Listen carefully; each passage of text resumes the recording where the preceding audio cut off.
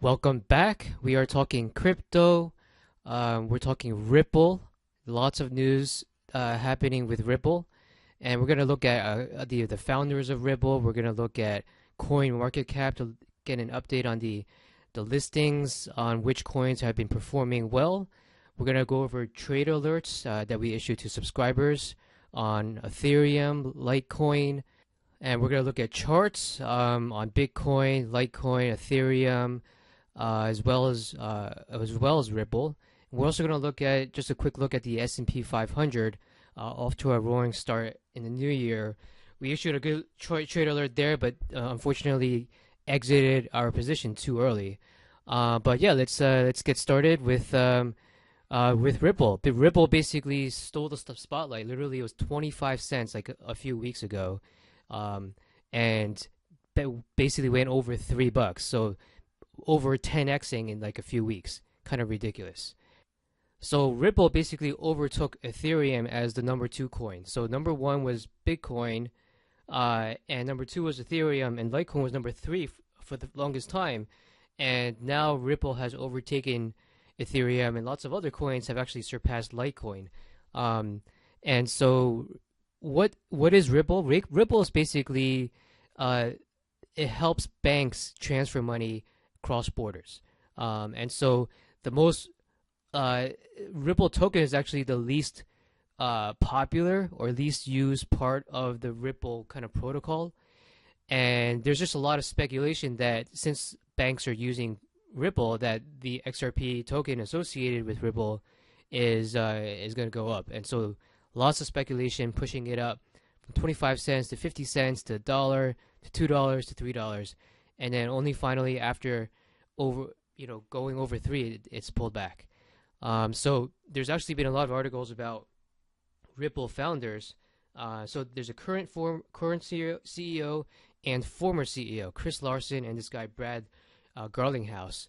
They're like richer than Sergey and Larry page from Google, as well as the founder of Oracle. So I mean, talk about madness! Like these people just coming out of nowhere and then instantly overnight pretty much, or at least in a matter of just a few years, are richer than people that you see, the founders of Google who you've read about for many years. I mean, Ripple started in 2012 to facilitate global financial transactions, and they've gotten banks like Santander, Bank of America, and UBS kind of interested or using their technology, and in the year to come, there's going to be more and more.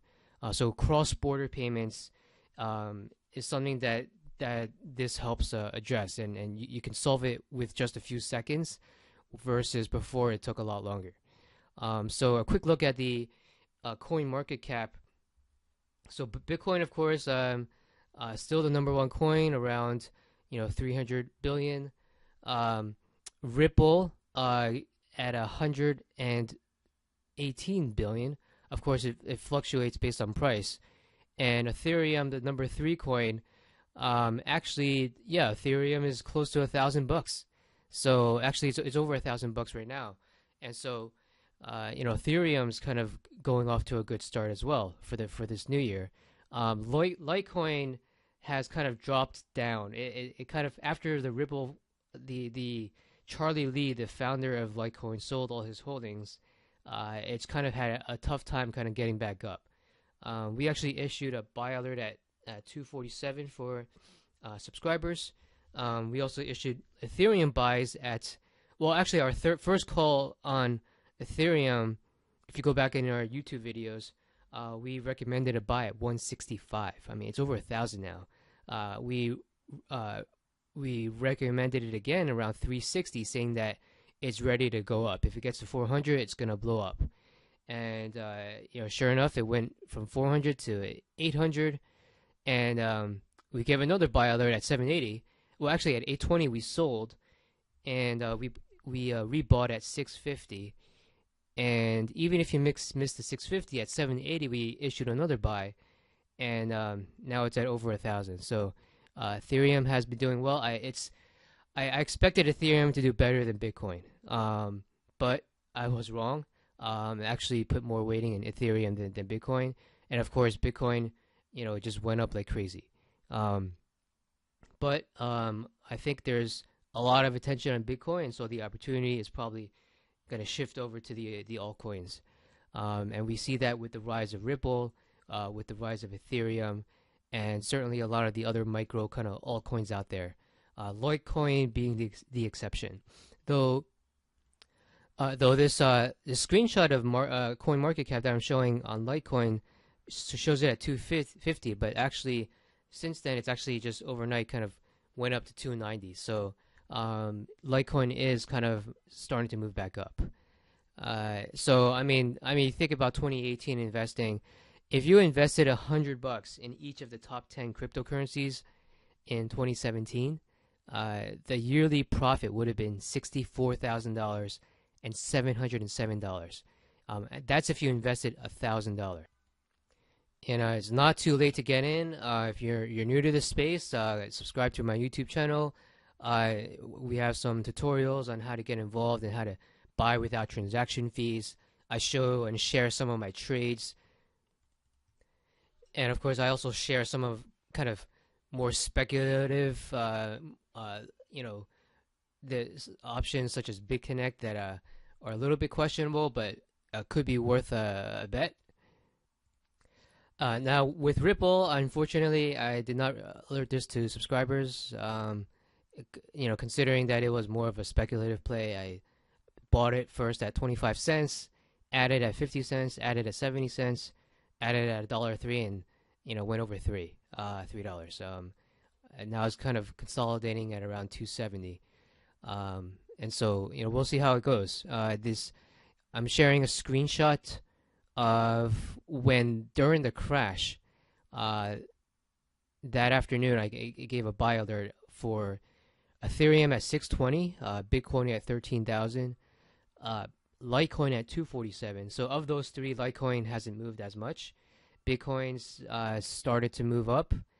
Ethereum almost doubled, 620 all the way to over 1,000 now.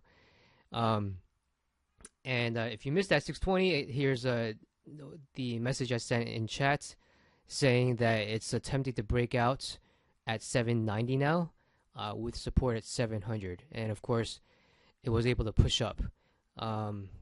Within 1 hour, I sent this message at 8:11 p.m. and within an hour at 9:19 p.m. I said that Ethereum's at 875. So within an hour, almost $100 increase. So a lot of activity happening in this space. If you snooze, you lose. This is risky, so of course you want to put an amount that you're willing to lose.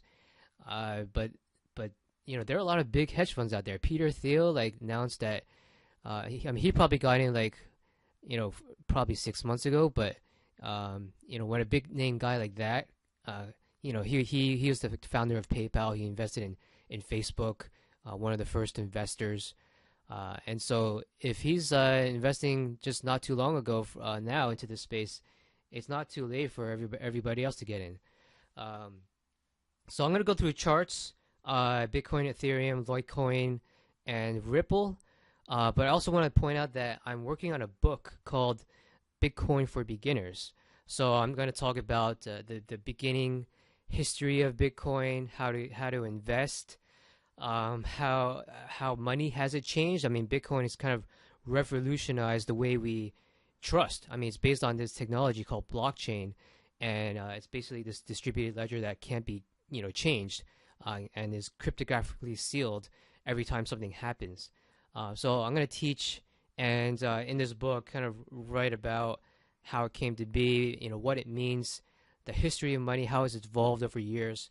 So that is a book that I'm currently working on, and I'll be linking to it at the bottom of each blog post. And also, if you have coins in your digital wallet online at a place like Coinbase, that's like a hot wallet. For security purposes, you might be interested in a cold storage unit. It's kind of like a USB stick.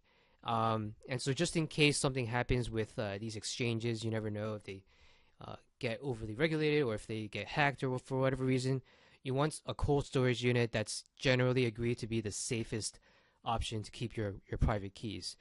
You don't actually memorize your alphanumeric private keys. You instead memorize a series of words. But I'll show you how to do that in another video. So, with that said, the Bitcoin for Beginners book that I'm working on, as well as links to exchanges like Coinbase and Binance that I recommend, as well as the cold storage unit. These are all links that I provide at the bottom of each blog post at lifestyletraining101.com.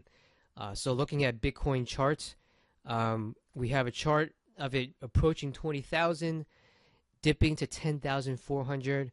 We issued a buy alert at 13,000. It's currently around 16,700, fluctuating in that area, and we identified that as a typical Elliott wave pattern, something that we've been covering for the S&P 500, but the S&P 500 just hasn't been forming patterns as clearly, and so right now it's the patterns are just so much clearer in crypto land than they are in the stock indices that I've kind of moving the focus to some of these cryptocurrencies because that's really where the opportunity is. Litecoin, it's been weaker than expected.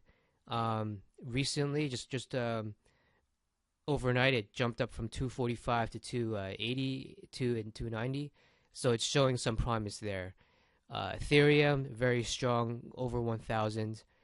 Even on that pullback, you can see that it pulled back from 840, 820, where we issued the sell alert, down to below 500. But within a split, it can't even form an hourly candle down all the way below 500. It just, was very resilient, bounced back up towards 650, where we issued our buy alert. And, of course, now it's over 1,000. A Ripple, yeah, this thing has been the biggest percent gainer in 2017, and recently been hitting resistance areas in the 3.3 region and is consolidating in around 2.5, 2.7 region. So that's where Ripple is. S&P 500. Now it's starting the new year really strong. We issued a buy alert on this at 2690. And we sold the next day at 2702, so 12-point increase. In hindsight, that's just stupid because, yeah, it was a gain, but literally just 4 days in a row of monstrous green candles. We cashed out $600, but that could easily have been a multi-$1,000 trade in profit. So just too bad that I did not hold on to that trade, but it is what it is. So right now, just kind of monitoring it to see if there's any other opportunities, and I'll be sure to alert subscribers if I see anything there. So that's the quick look at the charts. Again, I have a crypto resource section at the bottom of the blog post, including Coinbase. If you want to sign up for Coinbase, you can use this link and get $10 worth of Bitcoin when you sign up. This is pretty much the go-to resource that everybody who gets involved in cryptocurrencies, they go to Coinbase. So if you click this link, you'll get $10 in terms of Bitcoin into your wallet automatically. And for smaller cryptos, I recommend Binance. I have a link there as well. And I'm kind of exploring this other platform that I'll let you know about. It's got a little bit better, even better interface and a little bit different selection of coins. So the thing about these altcoins, there's a little bit everywhere. So I'll recommend that later when I feel more comfortable with it. And of course, if you want a cold storage unit, I have a link to one that I purchased myself and use. And so I'll be talking more about cold storage units in a later video. But for now, that's it. Hope you guys enjoy Cryptoland, and I'll see you guys next time.